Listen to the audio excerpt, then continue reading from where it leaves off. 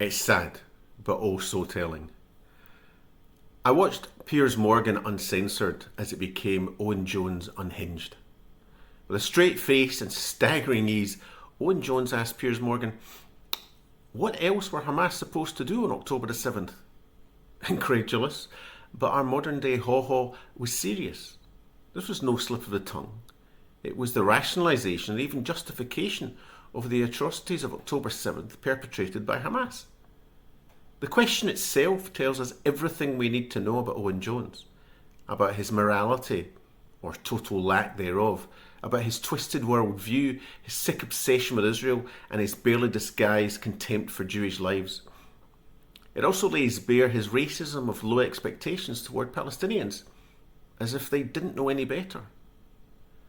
For Jones, the only possible options open to Hamas were the mass slaughter of over 1,200 with unspeakable cruelty, sadistic rape, sexual violence and mutilation, the extreme torture of children in front of their parents and parents in front of their children, the execution of entire families, some were burnt alive, the violent kidnap of men, women, children, infants and pensioners, many of whom were executed in captivity, including a 9-month-old and a 4-year-old and their mother, all strangled to death with bare hands. But for Jones, any and all actions against the Jewish state are legitimate, no matter how sick or depraved. As for Hamas, Jones remains silent. He expects nothing, he asks nothing. Not, what could Hamas have done to avoid war? Not, why did Hamas steal international aid money to enrich their leaders and build the most substantial terror infrastructure ever known? Not, why did Hamas spend years planning and preparing for October 7th? Yes, it was planned, and preferred to the multiple options that didn't involve mass slaughter. Not, why does Hamas brutalise, exploit and sacrifice its own civilians? Not, why has Hamas fired thousands of rockets at Israeli civilians for years? Not, why is Hamas determined to eradicate not just Israel, but all Jews from the face of the earth? It's obscene. Jones wants us to believe the only possible option for Hamas that rules Gaza, that holds the entire population of Gaza hostage, let alone the Jewish hostages that remain languishing in Hamas dungeons for 637 days now.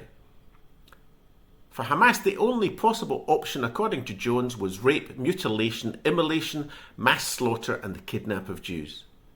I mean, seriously, what the fuck else were they supposed to do? And this from a champion of human rights, of the oppressed, of non-violence, peace and justice. Don't make me laugh. This is not a question. This is a confession that for Owen Jones and his ilk, there is no moral line. There is no atrocity, no crime, no evil that cannot be rationalised as long as it is targeted at the Jewish state. This isn't journalism, it's moral perversion. It's not commentary, it's complicity. It's a cynical attempt to excuse the inexcusable, a complete inversion of right and wrong, an erasure of basic human decency masquerading as political insight, and it poisons everything it touches. Because when you rationalise and legitimise barbarism, you encourage it.